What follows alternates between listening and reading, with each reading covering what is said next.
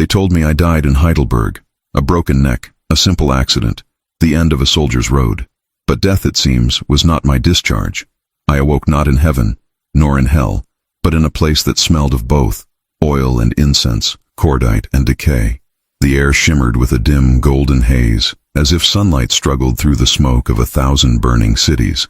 And there I stood, in my uniform still, the stars on my collar blackened by ash, my gloves torn, my riding crop splintered in my hand. Around me no sound but the echo of marching feet, my own, multiplied by eternity. I was the general still, but my army was gone. War had ended, or so they said. Europe lay silent beneath her own ruins, the graves filled, the guns cold, the maps redrawn by tired men in polished halls. Yet peace felt hollow, like a truce between ghosts. I had won every battle, but lost the one thing I could never command: time. Men think the end of war is silence. They are wrong. The war never ends. It only changes its shape. It hides in the hearts of survivors, in the trembling of their hands, in the stare of a child who cannot sleep because he dreams in artillery flashes. I remember the Rhine like a ribbon of molten gold under the winter sun, and I remember thinking, this is not victory, this is judgment.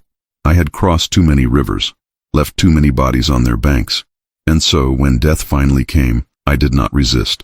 I saluted.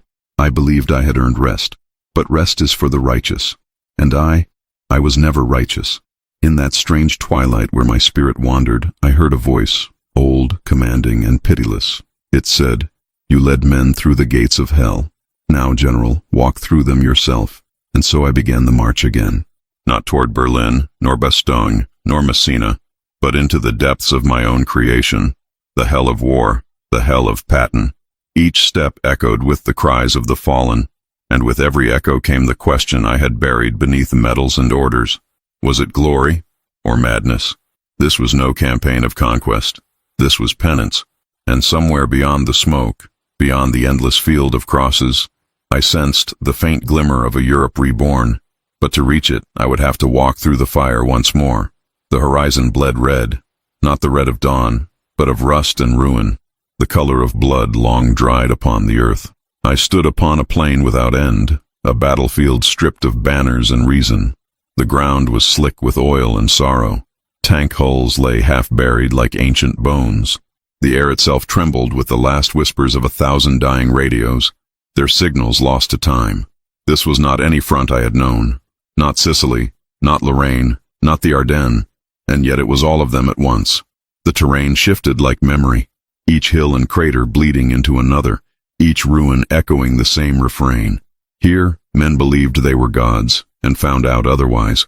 I began to walk. My boots sank into the mud, a mud alive with whispers. Beneath me, hands clawed from the soil. Soldiers, both friend and foe, reaching not to pull me down, but to be remembered. Their faces flickered in and out like candlelight in a storm. I recognized some. Lieutenant Meyer, the farm boy who smiled as he froze in Bastogne. Corporal Ruiz, who sang hymns before the charge in Tunisia. Even Rommel's shadow drifted among them, proud, silent, eyes fixed forever on a victory neither of us could claim. They were all here, the damned and the valiant, indistinguishable now. The wind carried the sound of marching columns, but when I turned, I saw no men, only helmets, millions of them, floating just above the earth, moving in spectral formation. Helmets of every army, every nation. They advanced endlessly, disciplined as ghosts. I felt my heart, or what remained of it, tighten. In life, I had led armies with flesh and will. Here, I led silence and memory. Through the mist emerged a city, or the carcass of one. Broken cathedrals leaned against skeletal factories. Streets were paved with shattered metals and torn flags. On every wall, my reflection stared back. Posters, portraits, headlines. Patton leads the Third Army. Patton liberates France. Patton breaks the German line. My name was a ruin among ruins. I passed through an archway where angels had once been carved. Their faces were melted now, their eyes running down the stone like tears. Above it, a single inscription remained, carved deep into the granite. Every victory demands a soul, and I knew whose it demanded next. As I crossed into the city of ash, a shadow fell beside me, tall, uniformed, silent. Not a man, not quite a ghost, but something between. He wore my insignia, my ribbons, my scars. He turned, and I looked into my own eyes. "You're late," my double said. "The war's waiting." Then he began to march toward the heart of that burning city, and like a good soldier, I followed. The streets burned without flame. The buildings leaned like wounded soldiers, coughing dust into the starless air. I followed my phantom double through avenues lined with the wreckage of every campaign I had ever commanded. Jeeps without drivers, maps without nations, medals without meaning. At the city's center stood a vast circular square. In its middle rose a monument, a statue of me, carved in iron and fire, astride a tank that never moved. My likeness was proud, defiant, one hand raised toward the horizon. But the eyes were hollow, black craters that seemed to swallow the light around them. My double stopped before the statue. "You remember this?" he asked. His voice was mine, but stripped of warmth, just steel and certainty. "The world made you a god of war. They built this to honor you. But you know what the gods of war always become, don't you?" He drew his pistol and fired into the sky. The echo rolled like thunder, and the heavens cracked. Out of the fissures rained down the faces of the fallen, young, old, enemy, ally, a storm of souls. They fell around us like ash, each whispering my name, not in praise, but accusation. "Patton," they breathed. "General, liberator, murderer, prophet." I could not cover my ears. Their voices were not sound. They were memory. I saw every face again, every field, every ruined village. Metz, Falaise, Aachen. Each name was a blade turned inward. I staggered back. "I did what was necessary," I shouted into the whirlwind. "War is hell. I only learned to command it." My double laughed, a harsh metallic laugh that echoed off the dead walls. "Hell?" he said. "You didn't command it, George. You fed it." He stepped closer, eyes blazing. "Do you remember the prisoners shot without orders? The civilians caught in the crossfire? The boys you sent to die for a hill you'd forget by morning?" I opened my mouth, but no words came. My throat filled with smoke. He thrust his weapon into my hand. "If you were right, if this was all destiny and divine mission, then pull the trigger. End it. Prove you were the hand of God, not his mistake." The pistol trembled. The air grew heavy, the square pulsing with the heartbeat of the dead. Around us, the statue began to melt, my iron face dripping into the mud, my name dissolving into the soil. I dropped the weapon. The phantom smiled, not with triumph, but pity. "That's the first honest order you've ever given yourself." Then, like smoke in a storm, he vanished, leaving only the echo of boots marching into the distance. I fell to my knees in the mud of my own monument, surrounded by ghosts who neither judged nor forgave. The war I had carried inside me had finally turned its guns inward. For the first time, I did not fight back. Darkness fell, not like night, but like a collapse of heaven itself. The burning city dimmed into black smoke, the horizon folding inward until all that remained was shadow and silence. I was alone again, stripped of rank, command, and even the illusion of purpose. I tried to stand, but the ground clung to me, thick, cold, viscous, as if the mud itself wanted to drag me back into the earth. I was sinking into my own history. From that mire rose the shapes of the dead, not as soldiers now, but as pale, silent figures cloaked in fog. They had no weapons, no wounds, only eyes that glowed faintly with the light of what they once believed in. They formed a circle around me. My army resurrected in accusation and sorrow. Their leader stepped forward, a young private, 19, his face clean, unscarred. I did not know his name. There had been too many. "General," he said, though his voice was not sound but thought, reverberating through my skull, "why did you bring us here?" I tried to answer, but the words withered in my throat. "For freedom," I wanted to say. "For victory, for duty." But freedom was ash, victory was noise, and duty was the chain around my neck. "You told us we would be remembered," the boy continued. "But look," and I looked, and saw Europe beneath me, not the infernal plain of memory, but the true continent, seen from above. Cities rebuilt upon the bones of the old, parades, flags, music, children laughing, and yet, beneath every monument, I saw the outlines of the graves, our graves, paved over, forgotten by those who now danced above them. "They built peace," I said softly. "They built peace from silence," the boy replied. "And silence from your command." His words struck deeper than any bullet. I wanted to defend myself, to rage against the emptiness, but the strength was gone. The army of ghosts began to fade, dissolving into the dark like snow into water. One by one they turned away, leaving only their faint reflections on the void, a sea of vanished souls returning to nothingness. "Wait," I called. "Don't leave me here." But they did, and then I was truly alone, in a void without light or time, where thought itself was the only torment.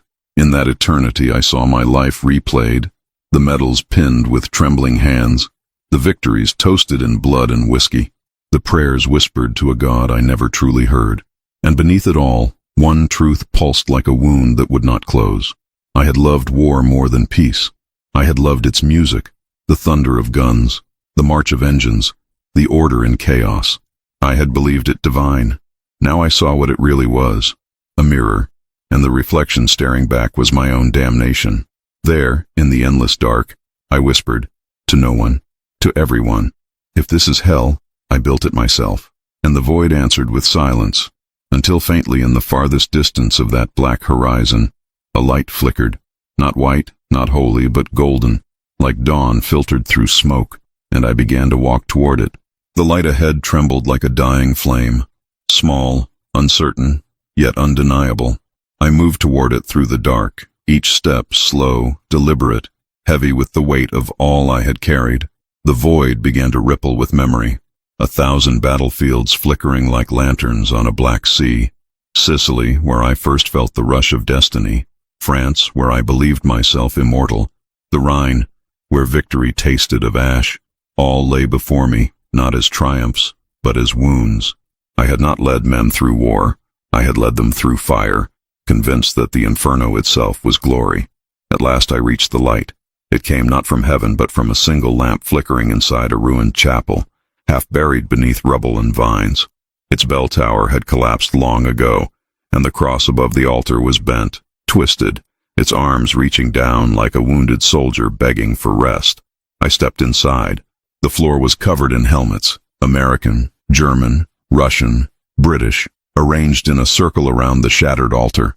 Upon it lay an old book, charred at the edges, its words almost gone. Only one verse remained legible. "And the sword shall devour forever, until I say enough." I knelt before it. My knees sank into the ashes of the forgotten. For the first time since death found me, I felt something like clarity. Cold, clean, merciless. All the medals, the parades, the speeches, they had been dust dressing up a truth I had never wanted to face. I had not been a savior of Europe. I had been its exorcist, driving out one demon only to leave another in my own image. The flickering lamplight shifted, and I saw a figure standing at the far end of the chapel, cloaked in light and shadow both. His face was hidden, but his presence felt infinite, ancient, general. The figure said, his voice calm, almost kind, "You have walked through your hell." "Then why am I still here?" I asked. "Because you have not yet forgiven yourself." I laughed, a dry, broken sound. Forgiveness? For what? Doing what was asked of me? Winning the wars that others started? For believing that victory and salvation were the same? He replied. He raised his hand, and the walls of the chapel dissolved into the vision of a continent, Europe, reborn, fields growing where trenches once ran, cathedrals rebuilt, children chasing each other across grass that had once been scorched by fire. "This," he said, "is what rose from your war, not because of your fury, but in spite of it." I looked upon it and felt something I had not known even in life, humility. The figure began to fade with the dawn. "Your penance is done, General, but your duty remains." "What duty?" He turned, and for a heartbeat I saw his eyes, not divine, not human, but eternal, to lead them still, not with orders, with memory. And then the chapel filled with light, not the cruel blaze of fire, but the gentle radiance of morning after rain. I felt the weight of my uniform dissolve, the iron of command lift from my soul. I was no longer the general of armies, but of remembrance. And as I stepped into the dawn, I heard the faint sound of marching, not of soldiers, but of hearts learning to beat again after silence. Dawn spread across the broken horizon like a wound beginning to heal. The smoke lifted. The black rivers turned silver under the new light. Europe stirred, not in the roar of engines or the march of armies, but in the fragile sound of life returning. Hammers on wood, children's laughter carried on the wind, a single church bell ringing over a city that no longer feared the sky. I stood upon a ridge overlooking that reborn continent, not as a conqueror, not even as a ghost, but as a witness. My uniform was gone, my stars, my ribbons, my pistols, all dissolved into dust. What remained was only the memory of command, and the knowledge of what it had cost. In the far distance, I saw the graves, endless rows of white crosses stretching to the horizon, gleaming like frost in the morning light. Beneath each one slept a soldier who had followed me, or fought against me, or simply been caught between the tides. Their silence was no longer accusing. It was peace. I spoke to them, as I had once spoken to my men before battle. "You did not die for nations," I said softly. "You died so the world could remember what it must never become again." A wind rose from the east, cold, pure, carrying with it the scent of soil in spring. It moved through the graves like a whisper through prayer. The earth itself seemed to breathe, and in that moment, I understood what the figure in the chapel had meant. My war was not over, but transformed. I would march still, not in flesh, but in history, in the echo that follows every drumbeat of progress, reminding men that peace is not a gift, but a fragile truce written in the blood of their fathers. From the clouds above came the faint rumble of thunder, or perhaps the distant growl of engines. I could no longer tell the difference. The world would march again someday. It always does. But this time, perhaps, they would march remembering the ghosts that walked beside them. I turned from the graves and faced the horizon. The sun rose higher, its light cutting through the ruins, igniting the spires of cathedrals and the steel of new cities. I felt warmth, true warmth, for the first time since death had found me, and I realized hell was not fire. Hell was forgetting. Now, at last, I remembered everything. I am General George S. Patton, soldier of America, servant of destiny, prisoner of war eternal. I have walked through the inferno I helped build, and come out not victorious, but awake. And as the world moves on, I march still, unseen, unheard, across the scarred fields of Europe, where the echoes of war fade into the whispers of peace. Each step a vow, each silence a prayer, each dawn a reminder that even from the depths of hell, man can rise again, not to conquer, but to understand. And thus ends the war that never ended.